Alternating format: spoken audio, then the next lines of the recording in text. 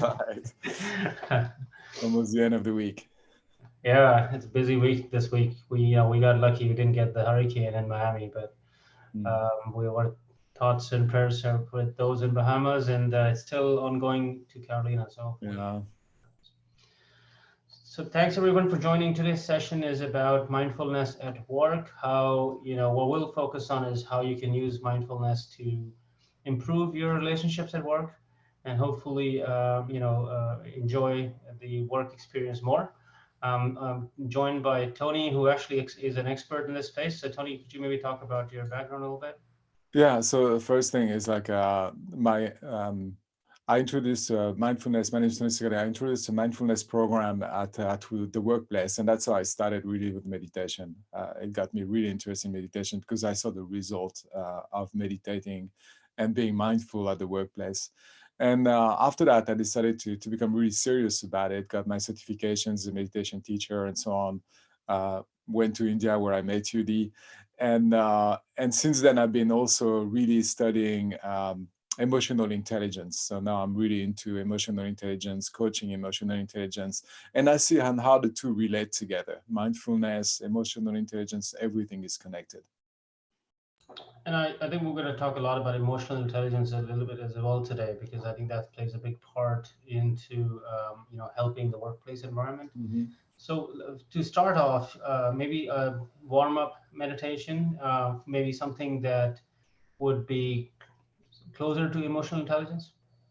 Yeah, and the main thing is to get into the present moment with a non-judgmental attitude. So let's simply do that and see where it leads us.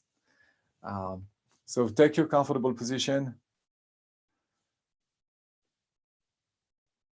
If you're sitting on a chair, have your feet flat on the floor, hands on your lap, spine straight without forcing. And take a moment to adjust the position to make it comfortable, stable, relaxed, and also to keep it alert and dignified. And when you're ready, close your eyes.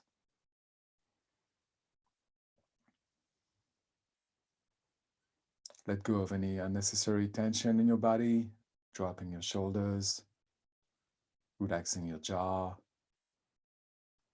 checking your forehead, eyebrows, your facial expression, relaxing everything, softening all the muscles in your body. And then come into contact with your breathing. Breathing through your nose if possible. Take some deeper breath, longer breath, inspiring all the way into your belly, your chest, and then exhaling slowly all the air out. Do it 3 more times on your own. And as you exhale, really let go physically of all the tension in your body and also mentally, letting go of worries, to-do lists, the future, the past, and settling into the present moment, into your body.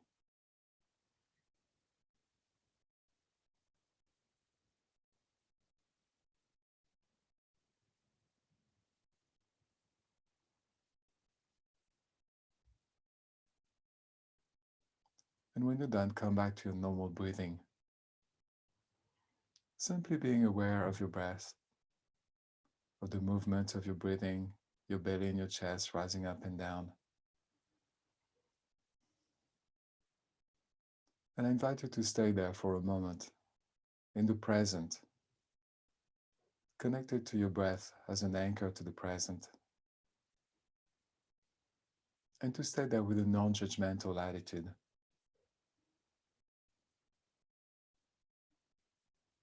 There is no right or wrong, no good or bad, simply being present.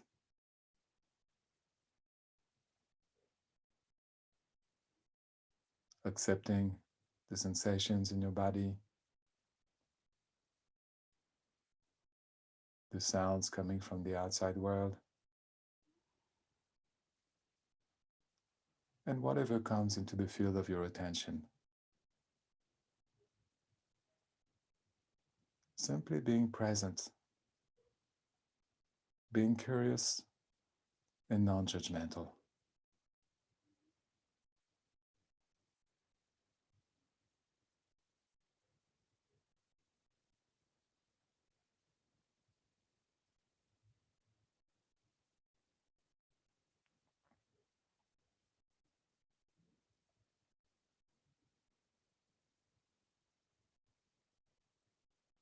And now slowly come back.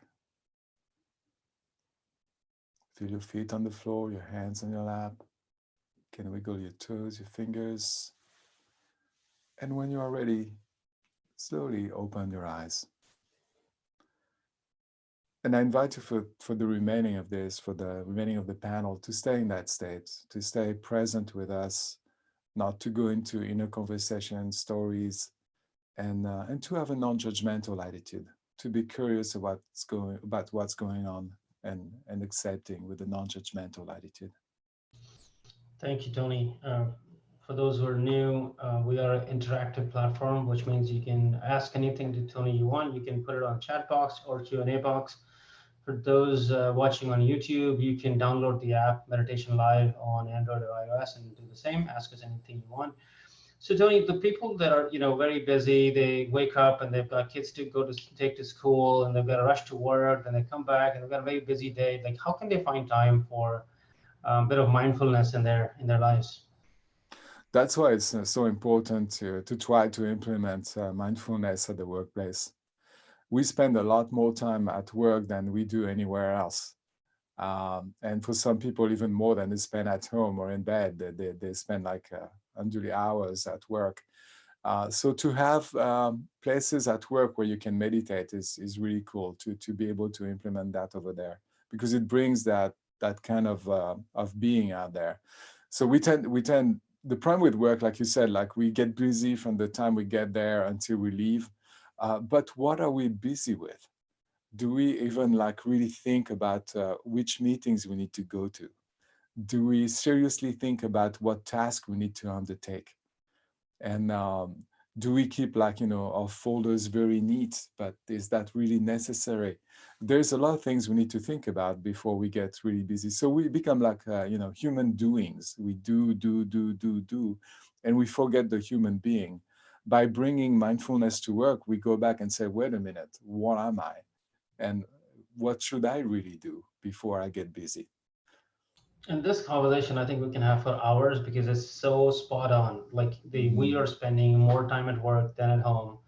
And are we productive, or what's the definition of productive really? Exactly. Yeah. Are we listening to our colleagues or peers or bosses, or are we treating our staff right? Like there's so many things that we do on a daily basis at work, but is that being done in a thoughtful way? Are we mindful about them?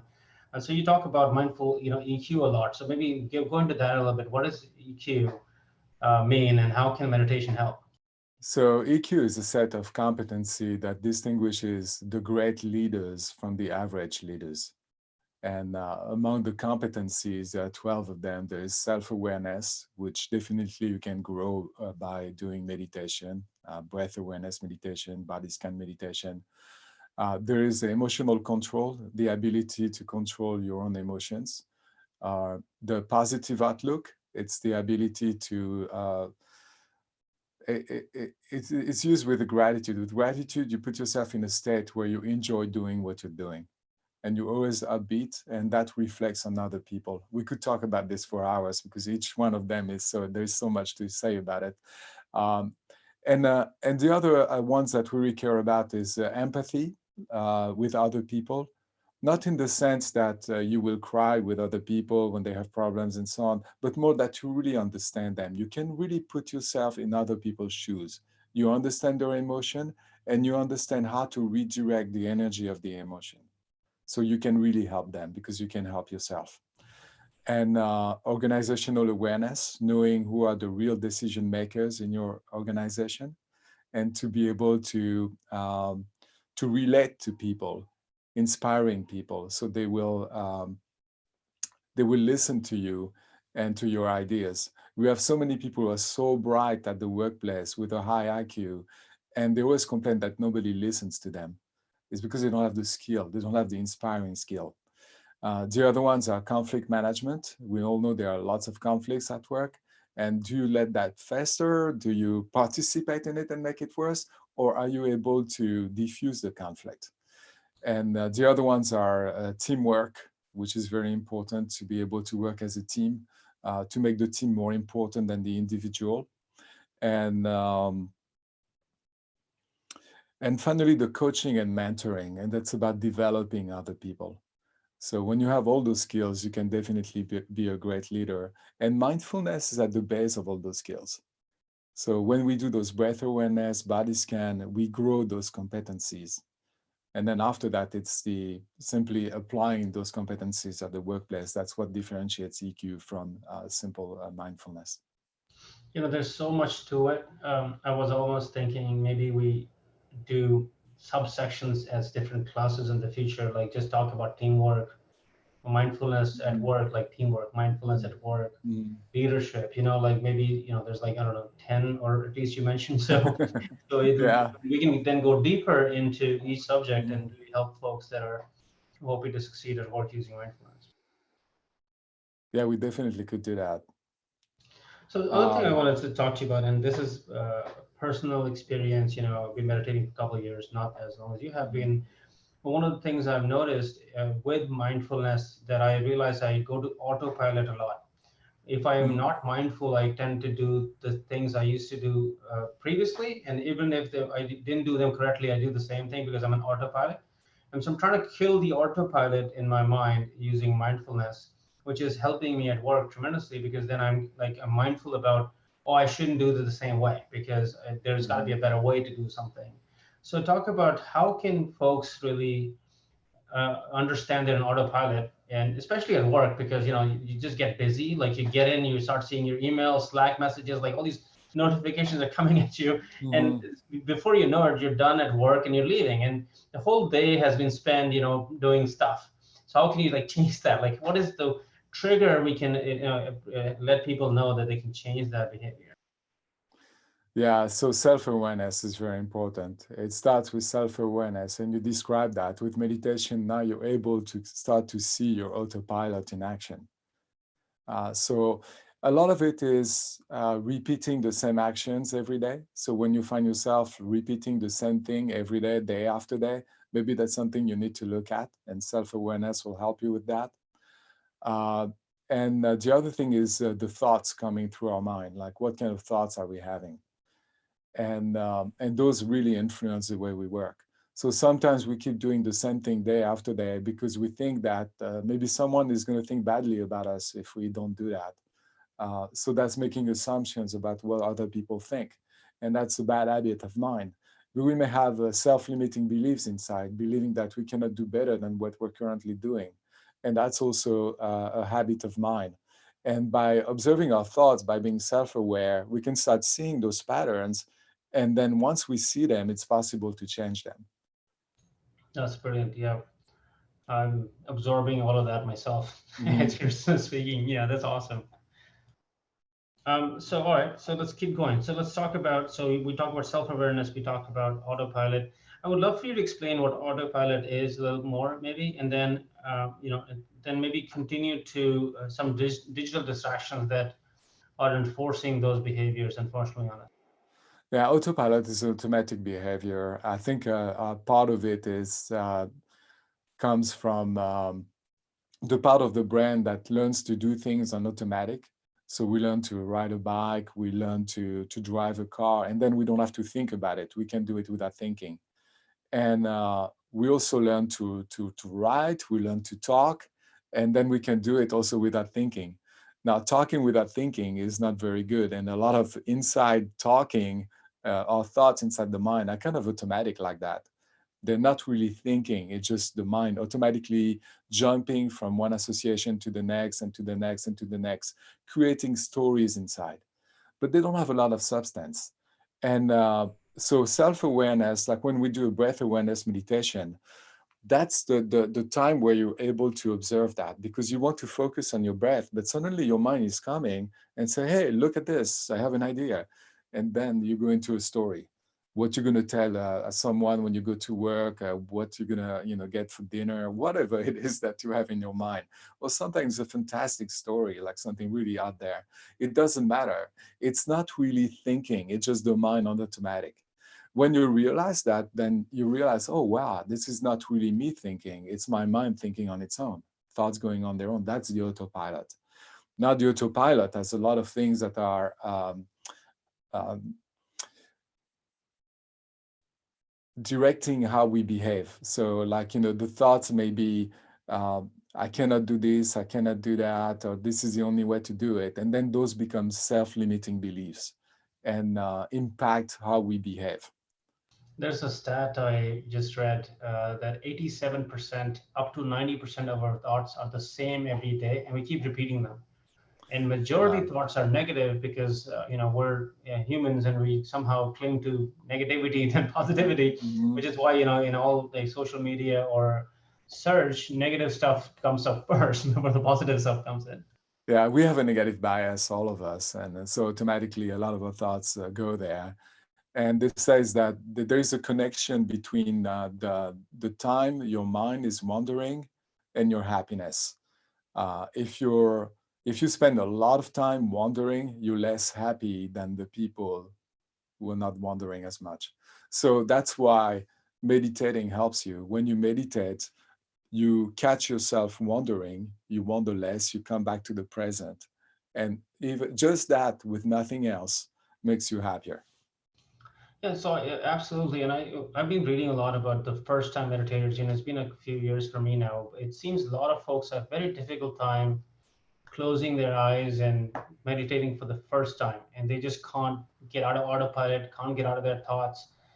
What should the first time meditator do, or not even the first time meditator, what should a meditator do that is having a tough time just focusing on their breath? Oh yeah, you don't even need to close your eyes. I mean, if you are in that state where you feel like, oh wow, I can't really do it, uh, set the timer on your phone like for 1 minute, and for 1 minute, look at the timer. Don't let any thoughts coming and take you away. And just that by itself will show you how hard it is not to go on autopilot. Yeah, 1 minute is a long time. The Yeah, thoughts are spiraling, as yeah, fast. yeah, It's yeah. right. Also, like maybe how about like walking in a new place like nature? So trying to go to locations where you're not going to be on So autopilot. yeah, that's a very good point, and we use that technique in coaching a lot. It's like a lot of associations are due to the fact that we do the same thing every day. We drive to the same place, we go to the same office, we see the same people, we go to the same desk, we have the same computer, the same background, blah, blah, blah. All that means, we have the same thoughts coming in, like you said, 93%. So changing perspective can be really helpful. And part of it is to go to a different place, to see different people. When you're invited to see people you don't know, you've never seen before, jump on the occasion. That's a great opportunity to think differently. So don't do the same thing every day, day after day. Try to get out and do different things, and that will change your mind. That's The really helpful. definition of insanity, doing the same thing and expecting a different outcome, That's what right? Einstein said. Yeah, yeah. That's right. Well, we're basically a couple of minutes left. Is it possible to do a sort of a gratitude sort of meditation, which will be more around the EQ side of things for folks who think about how they could treat their coworkers still differently? Yeah, so gratitude has to do with a positive outlook. Now, the mood that we have is very contagious. And when we go to work, we are in a bad mood, it's contagious. And the people, especially the people who work for us, uh, will be affected by that mood. If we are on the positive mood, on the other end, that also is contagious and it will help the other people at work. And it's much easier to get along with other people when everybody's in a good mood. So let's try that. Let's try gratitude meditation. So Awesome. find your comfortable position again. Spine straight, hands on your lap, feet flat on the floor. Take a couple of deeper breaths, and then slowly close your eyes.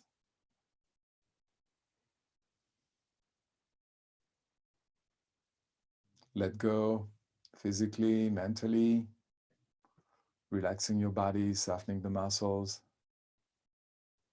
and come in contact with your breath, following the movement of your breath. And bring your focus to the center of your chest. And feel the sensations at the center of your chest.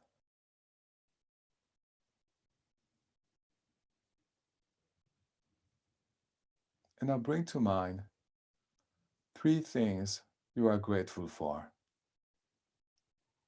It can be a relationship, a person. It can be something that you own.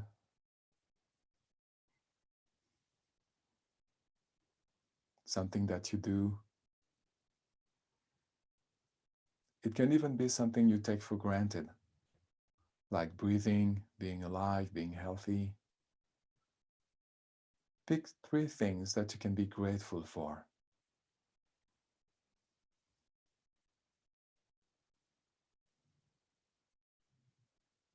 And think about them.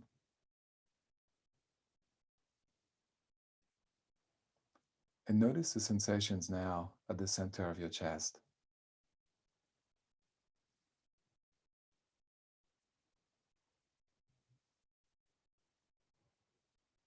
And with each breath, cultivate that sense of gratitude at the center of your chest.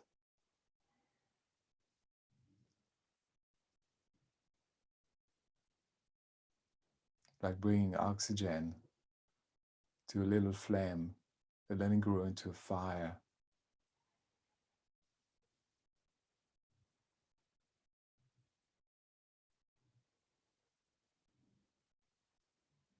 And then let the light and the warmth of the fire go to all the different parts of your body, from the center of your chest, all the way down to your toes, to your fingertips, to the top of your head, and touching everything in between. Sending your gratitude to all the different parts of your body.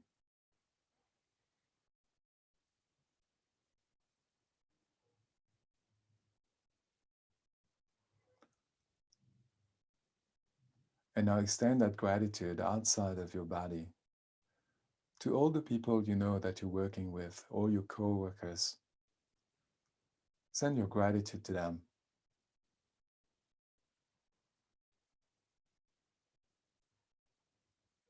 For being there for you when you need them.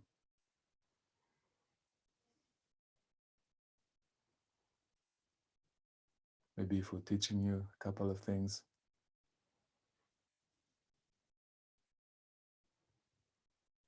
And for making it possible for you to have a job. Send your gratitude to all those people you work with. And feel the sensations at the center of your chest.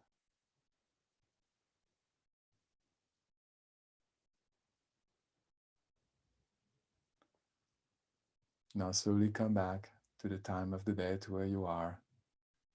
And take just a little moment to reflect on your experience. And maybe set an intention for the rest of the day. And when you're ready on your own time, feel your feet on the floor, your hands on your lap. You can wiggle your toes, your fingers. And slowly, gently open your eyes. Thank you, Tony, and everyone attending. Hopefully, you'll have a different perspective as you open your eyes and get back to work. We will continue to talk about this subject in future classes. We talked about EQ, autopilot, digital distractions today, and a lot more. The video is also available on YouTube. If you want to go to a Meditation Live channel, you can go there and share it with your teams. Thank you so much, Tony. We will see you again in class soon. See you soon. Namaste.